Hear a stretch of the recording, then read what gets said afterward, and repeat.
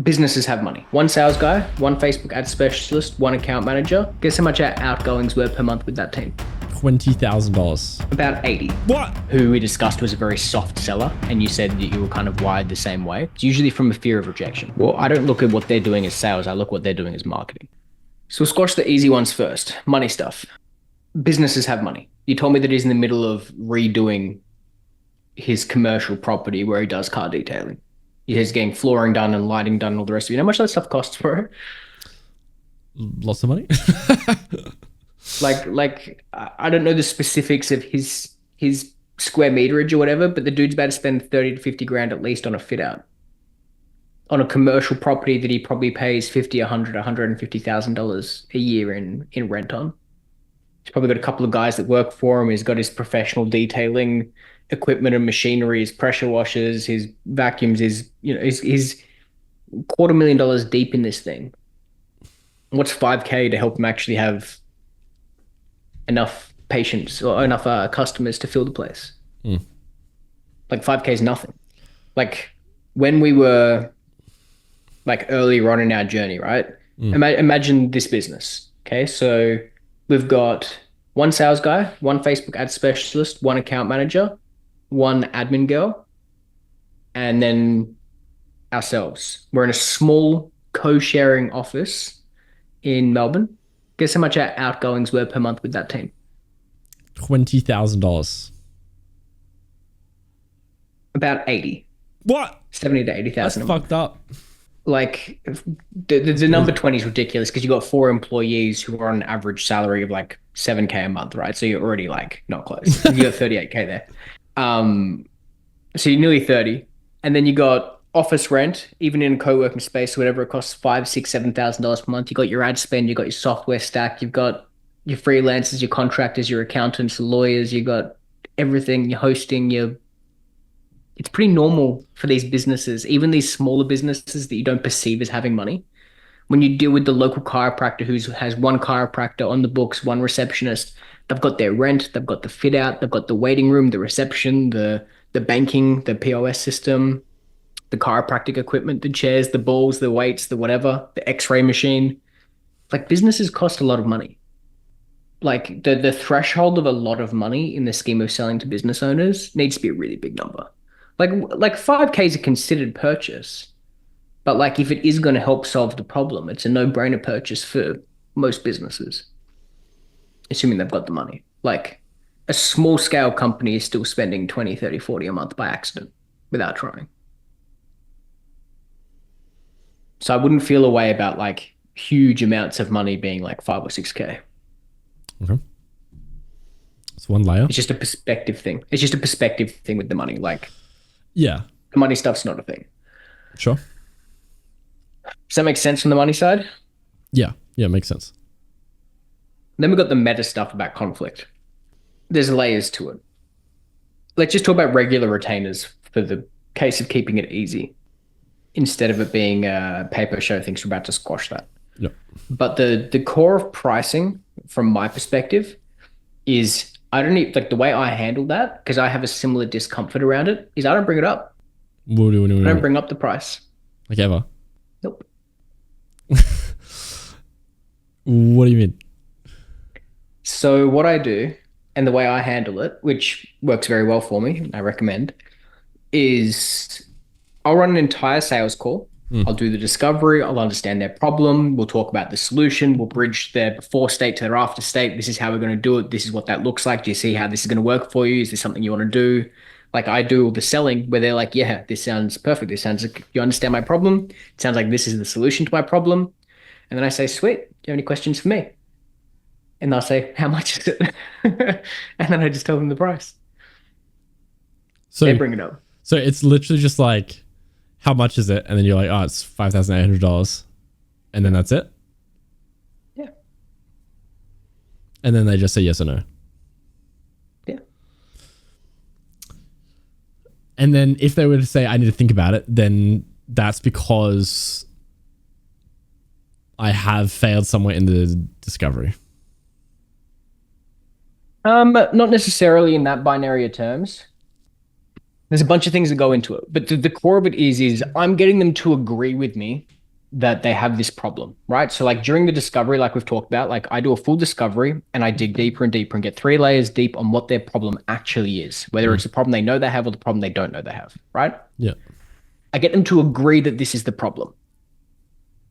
I get them to agree with the high level version of what the solution to that problem is, right? That's not, we need 6 creatives and 4 pieces of ad copy and we're going to do this demographic targeting and what top level do we agree that this is the problem that you have? And on a high level, is this the solution that's going to help solve this problem that you're telling me you have in this business? Question. Is that a question that you ask, what you just said? Is this a solution that is going to help fix this problem? Is that something that you ask, or is that something that you're just referring to me? Like, is the solution that we're presenting actually going to help the business?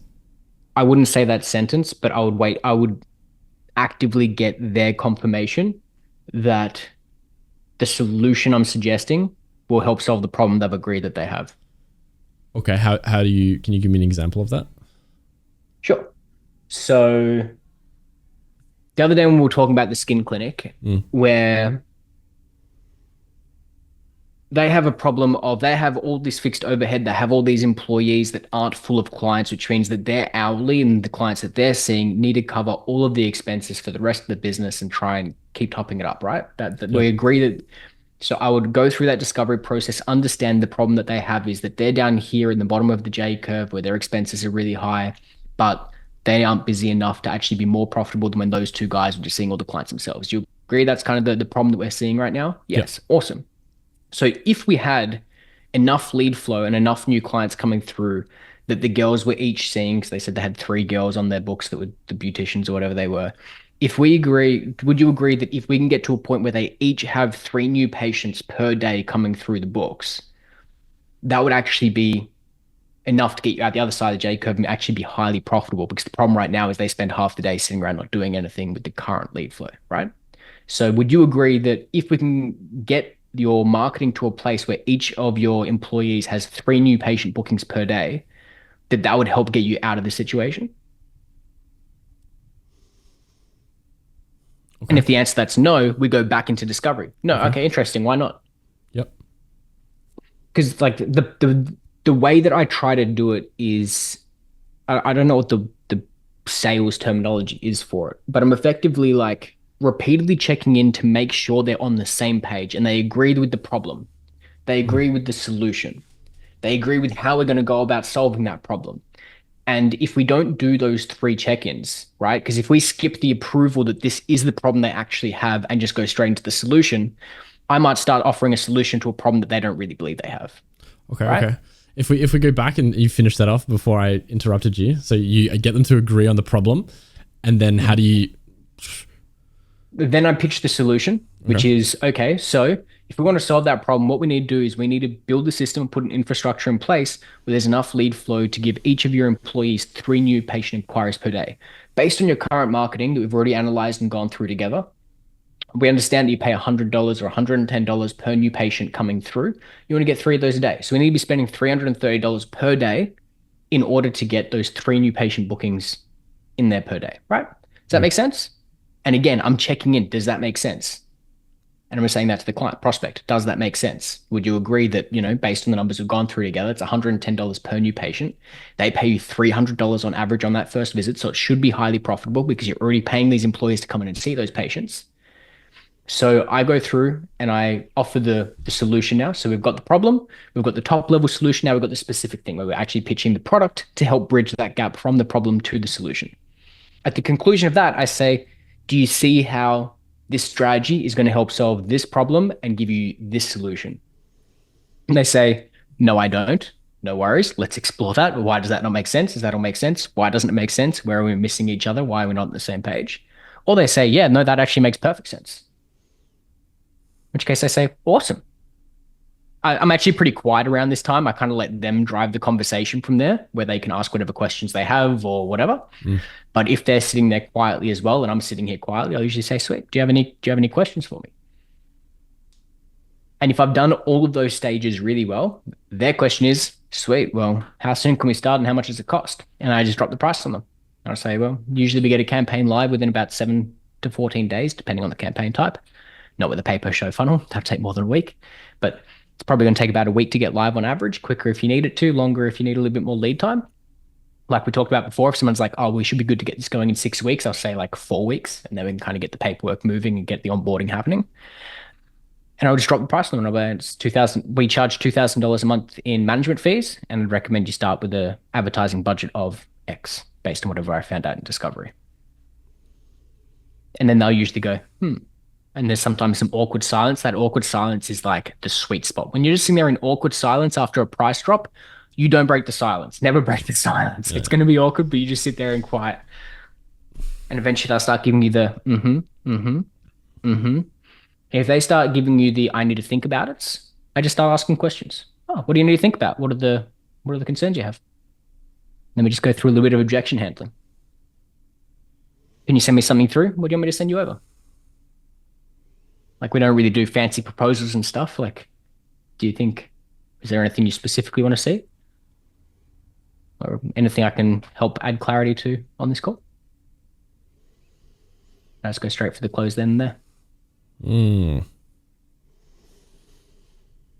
Okay. Makes sense. Going back to the beginning of the call, referring to my own limiting beliefs. What would you, I don't know how we got distracted or like got onto this. Yeah.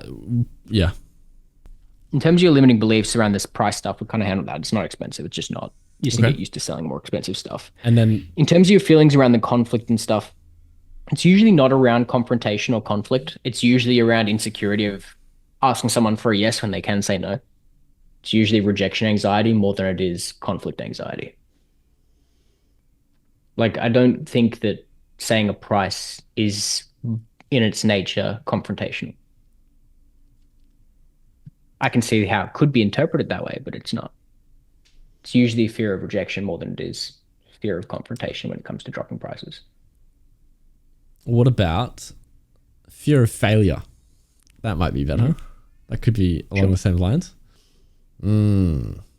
Interesting. So when we talked about the other salesperson that is no longer with us, if you're recording this and posting it, I don't want to blast anyone, who we discussed was a very soft seller, and you said that you were kind of wired the same way. It's usually from a fear of rejection. Because if you are on the call and you point blank say, so do you want to do it or not? There's a chance they just say, no, thanks. Which is fear of failure, fear of rejection, wrap it up however you'd like. But the core of it is they're effectively saying, no, thank you. Yeah. Like, you did all this discovery, you've understood a solution, you've pitched something, and they say no. But you're better off getting the no for two reasons. The first one is it saves you following up a whole bunch of times with someone who's never going to buy. And the second one is it means whatever objections they have, you can actually handle them. But when you go with the really soft selling approach, what happens is, and I can show you what has happened with the person that sort of sells this soft way, is they sent out like 40 contracts and got 3 back. 40 contracts went out and 3 came back. When Lockie and I send contracts, 9 out of 10 will come back. Wow. Like, I'm not sending a contract for fun. I'm sending it because we've already agreed that we're going to do this. We're going to schedule an onboarding call at the end of the sales call for next week. And why would I, like, when the contract isn't a proposal, the contract is we've agreed we're going to do this. This is just the agreement and the formality that comes off the back of the sale. So like what these guys, what these other salespeople have done is they've said, no worries, I can send you some stuff through. I'll put together a proposal. We can go through the proposal together. Then you can sit with that for a few days and I'll follow up with you. And I'll send you through an agreement. You can look through the paperwork if you want to have a look through the paperwork. And 5 weeks later, they're still mopping up deals from 5 weeks earlier. Whereas when you just ask the question of, so you want to do this or not? You save yourself 4 weeks of follow up and bullshit. You get an actual answer and you can handle the objections. So like the other model is just wildly inefficient, but it's rooted in a, like I said, for me at least, and I think for most people, it's a fear of rejection or failure or however you want to wrap that. It's not really a conflict and confrontation thing because like it's not a conflict filled position, you know, like it's actually not a, like he isn't expecting you to say it's free. Like obviously the pay per show stuff's a little bit different, but if this is something you've noticed that you've always had whenever you've been doing sales calls, if you get on a sales call with someone with your SMMA sales calls in the past and stuff, the worst thing he can say is no. That's not a fight. That's not conflict. It's not confrontation. The worst thing he can say is no, thank you. Where's the Sure. conflict? Where's the confrontation? Where's the escalation in that? It's not there. It's just uncomfortable for if they say no because you've been rejected to your face. Okay. No, I see that. I would say That makes sense? Yeah, I would say I agree with you. I would also say that it is maybe just like also a personal thing regarding the confrontation as well. I think it's both, right? Like I think that maybe the majority of this situation is rejection, fear of rejection. Yeah, I can see that. Yeah, I would say the majority is fear of rejection, but there is also a slight part of likability, I guess, which is something that I desire for some strange reason. Wanting to be liked a thing, and I think this is something where like you're probably right, where you could be projecting, where it's like if you hate being sold to and hate salespeople, and then you're on a sales call, you might feel like an insecurity about being disliked, right? That does make sense. I don't think. I used to hate sales calls too. Now I love nothing more than getting sold. I actually enjoy getting on a sales call. If I get cold calls, I'm in for a good afternoon Why? because I can break their rhythm and just sort of mess with them a little bit. Which I is thought always that was a the little bit fucking fun. case. I thought that was It's it. a little bit fun to just mess with them a little bit. Yeah. Where it's like I'll be like, "All right, you got me. Talk to me. Give me the pitch." And then they give me the pitch. I'm like, "How many times you done that script?" Like, Yeah. I'll have some fun with it. Yeah. The second thing is that like it is actually sometimes good learning for me to like how are they going to try and sell me? Let me give them some wild objections and see what they've got. Like to actually just like learn sales from another person who's trying to sell it is somewhat entertaining. And then the last thing is I think there's like a layer of empathy because I've done, man, I don't know how many sales calls. I must have done like thousands of sales calls. So like there's a layer of empathy from me of like understanding where they're coming from, which like if you really dislike salespeople and getting sold to, but then you kind of like just zoom out from the situation and put yourself in the perspective of understanding what that person's doing, why they're in that seat, their day to day, all the rest of it. It's like it's easy to have a bit of empathy for the person in that seat doing the selling. I think the more interesting thing is why do you hate it when people try and sell you? You don't have to buy, so you can just like chill out and enjoy a fun conversation with someone whose job it is. Why do I hate getting sold to? I think part of it is because of the culture of Australians. Don't know where or how or what or where it comes from, but like my dad just brought it up the other night. He's like, fucking hate salespeople. Right? And I was like, that's funny that he feels the same. Like I never knew that, right? But it's funny that he feels the same way. And somehow I've also picked up this same dislike for it. Why? Maybe on a deeper level.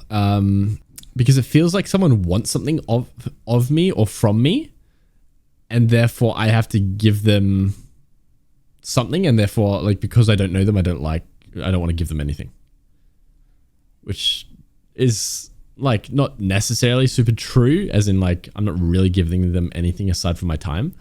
But like I get DMs on Instagram all the time because of my YouTube channel. It's like, oh hey man, love the YouTube channel. Hey, do you want to grow your channel? Well, fuck that. I don't respond to any of them. You know? This is an additional lens that I have that might help you. Okay. There's two types of salespeople, right? Okay. There's people who are selling stuff that's actually helpful that you would actually want, right? Okay. So let's say, for example, what's something? Okay, look at the light boxes behind you, right? Get some nicer light boxes. Just saying. You've got some cheap, nasty light boxes. Hey, they're free. Okay, it's a good price. But like if you needed light boxes and someone called you up and was like, hey man, we've got cheap light boxes, super high quality. Are you interested? And start trying to sell you light boxes. And you're like, actually, these free light boxes I got, they don't work anymore. They're awful. I need some new ones. You'd be open to that conversation and far less viscerally offended by the fact they're reaching out to you, I imagine, right? If you needed some new editing software for your YouTube channel or whatever, and you got a call from someone and they were like, look, you're currently using probably Adobe XYZ. I don't know all the Adobe suite, but you're an Adobe kind of looking guy or iMovie or something. What the fuck? So like they were like, look, we've got a equivalent thing to Adobe, what you're currently using, but it's half the price. It's got XYZ extra functionalities, which are actually better for shorts. It will automatically do your transcribing, and we can get you started off with the first 3 months free trial. You wouldn't be pissed off with that person for trying to sell you, would you? You'd be like, No. actually, this sounds like something I could be interested in. So would you agree with that? Yeah, it's funny that you mentioned that because I actually noticed this last night as well. So I have earrings, right? And this one on my right ear has been infected for like a year, right? It's bad. Like I just keep ripping it, shit like that. Went to the chemist last night for like fucking Panadol or something, right? Because I had a headache. And I started talking to the chick and I was like, you would by chance have anything for like earrings infections, would you? And she's like, not really. And I was like, oh, what about antibiotics? Do I need like a prescription to get antibiotics to target it? And she's like, oh, no, don't take antibiotics, blah, blah, blah. And then now all of a sudden I have this like spray. So like I am open to being sold. And like I didn't notice that I was being sold as well until like I came home and I saw dad and he's like, oh, she upsold you. And I was like, I guess I did get upsold, right? And I also think now that I'm thinking about that is that two things that kind of played into me buying this product. One is that it didn't feel like a sales pitch, right? She has used this personally herself, right? She only brought it up because I asked about it. And she also gave me a discount on it, which is like part of the sales process, I guess. And she doesn't seem like the salesperson. She's like actually trying to help, right? Which I guess is kind of where the moment of realization comes in, and you feel like you are trying to help. So I guess that's that. Correct. But I think also the fact that because I've been sold, and I didn't think of this until after, and like you've just kind of brought it up, is that me being sold or upsold feels like I lose and I got scammed, which is also why I don't like it. If someone sells me, therefore I have given in to their narrative and I have lost. Therefore, I don't want to lose. Okay. I think. So it's good. You're gaining self-awareness through this process. But I think one of the many places we're landing and getting out of this is you don't mind being sold. You just don't like being sold shit you don't want. Yeah, I think so. Yeah. Yeah, I think so. Cool. So one of the big things that has been a recurring theme with like the sales training is getting away from, hey, we sell Facebook ads. You want Facebook ads? We can do Facebook ads for your business. Do you need some Facebook ads? Is like respectfully product selling, which is what you were doing previously, right? Yeah. And what we're moving towards is deeply understand their business, deeply understand their problem so well that you can actually prescribe a solution to that problem. And then say, well, if this is the problem and this is the solution we need in order to help solve that problem, we can do that using Facebook ads. And this is how that works. It's kind of like the ear thing, where it's like they're coming to us because they don't have enough inquiries, or they think they can get cheaper inquiries, or whatever that looks like, right? Yeah. So they're coming in with a manky ear with pus oozing out of it because it's infected for the 17th time. And what we're doing is we're understanding that problem, and then we're prescribing some random spray for it, saying, well, if you've got this problem, you don't need antibiotics. What you need is this thing. And this thing is going to help make your ear not infected. Does that sound like something you're interested in? So like repositioning the sales call to be exactly like your ear instead of walking into the chemist and they're like, hey, we've got antibiotic spray. Do you want some antibiotic spray? And I'm like, I don't even have my ears pierced. Why do I want some antibiotic spray? That's the selling that you won't enjoy. But this whole thing, what do we keep calling it? The seven-figure surgeon or whatever it is? It's understanding the problem, it's understanding the solution, and then using the product to bridge the gap between those two places is exactly what is happening with your ear. In which case it goes from jamming a product down people's throat to actually prescribing a solution to their problem. Okay. Which means people don't hate buying from us and you shouldn't hate selling it because the dynamic is exactly what happened last night with your ear. Okay. Makes sense. But then what about this, right? What about this slight variation onto that? People that DM me on Instagram saying, hey, I can grow your YouTube channel, whatever, right? Let's do some whatever, right? Sure, I want to grow my YouTube channel. Therefore, obviously, I want the product. However, I don't respond or entertain them. Probably, I think because of two reasons, which I understand, but at the same time, it goes against kind of what you're saying. Is like one, either I don't have confidence in the ability of what their product is selling, or two is the volume of people that are reaching out to me offering something that will grow my YouTube channel. Don't know what these things are a lot of the time, aside from thumbnails editing. Dilutes the want for me to have the problem. Like, I think if someone, like one person ever came to me and was like, hey man, I can grow your YouTube channel, right, with X product, right, then I'd be much more inclined to respond and I go over that. Maybe like that's what I did with the first couple of people that reached out to me. But now that there's been like a couple thousand, it's like, fuck these people, right? But at the same time, I still need the product. So need the product, right? Or want the product, whatever, right? What are your thoughts regarding that situation? Well, I don't look at what they're doing as sales. I look what they're doing as marketing, right? So like our students send out cold emails, right? Yeah. That's the equivalent of them sending out DMs. That's not sales, that's advertising. Okay. And I would say that advertising just isn't effective or compelling. If someone sent you a message that was way better crafted to you, where they sent you like a personalized Loom video showing you exactly what they did, exactly how it's different, exactly how it's going to help and change your life, and you were like, watch that, and you're like, you know what? This is actually exactly what I need. You'd probably get on a call with them and be open to that conversation. The problem is instead they slide to you DMs saying, hey, I saw your YouTube channel, love your video XYZ. We are growth focused and we can help you get more views. And you're like, I'm not interested in that ad. It's not sales, it's advertising. Okay.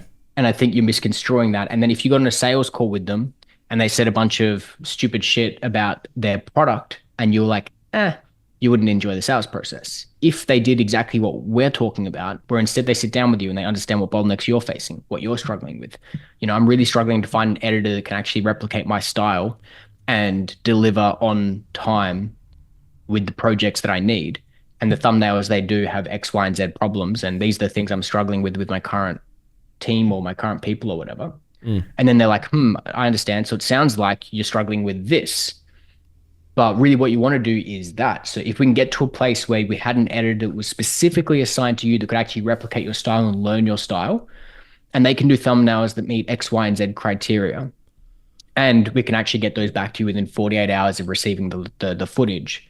And we'll do the first one for free to show you what we're capable of producing. Is that something you'd be interested in? Okay. All of a sudden, you won't hate being sold it as much because you actually believe the solution is going to help solve your problem. But when you get a DM from India and it's not personalized and it's a bit janky, you're not interested. Sure. But the actual sales process that we do sidesteps that because we're not just jamming a product down someone's throat.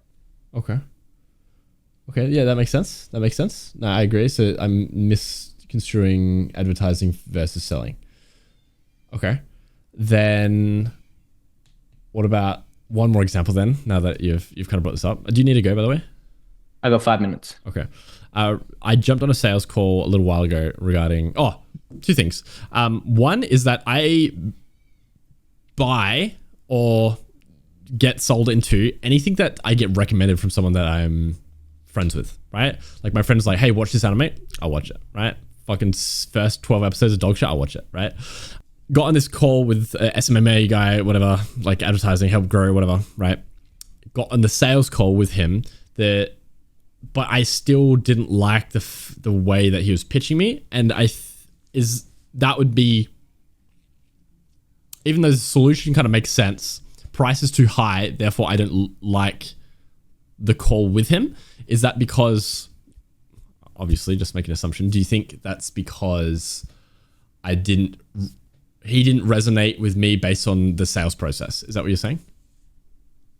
Even though the product, what of a couple of things is true. The first thing I'd note with that is if the reason that you weren't buying into it or whatever was because of the price point, you're not really like the businesses we're selling to, right? This guy's getting professional electricians coming in doing grid lighting above and polished concrete floors and making it so that the room is vacuum sealed so there's no dust when he's detailing the cars. Like it's not the same thing as you cold calling from your bedroom with your SMMA, right? Slightly different scales of business. Opposite. Right? Someone reached out to me and was trying to get me to buy it from them. right? In the SMMA space, they'll grow. I understand, but that's what I'm saying. So like you said that you weren't ready to spend that kind of money. Sure. So you didn't enjoy the sales process. If he'd said to you at the end of the call, it's $25, how would you have felt? Okay, I see. So that was product market fit for you. So like you were too small. You weren't in a position to actually spend the money. Yeah. Therefore, you probably felt like you wasted 45 minutes of your time doing this discovery and all the rest of it to pitch a price that you can't afford. It's like walking around the Ferrari dealership thinking the cars are $10,000 and then they price drop on you and you're like, oh, I don't know Ferrari money. Relax. Yeah. Okay. Okay. Lots to think about. This has been very productive. I feel like I appreciate your calls. I have more questions for later though. Another time. We can do it tomorrow. I gotta go visit my baby niece. Oh, baby niece! Congratulations. Baby niece. Thank you. She's like 2 weeks old. All right. Well, bye. Enjoy your baby niece. Talk to you later. Bye. Bye.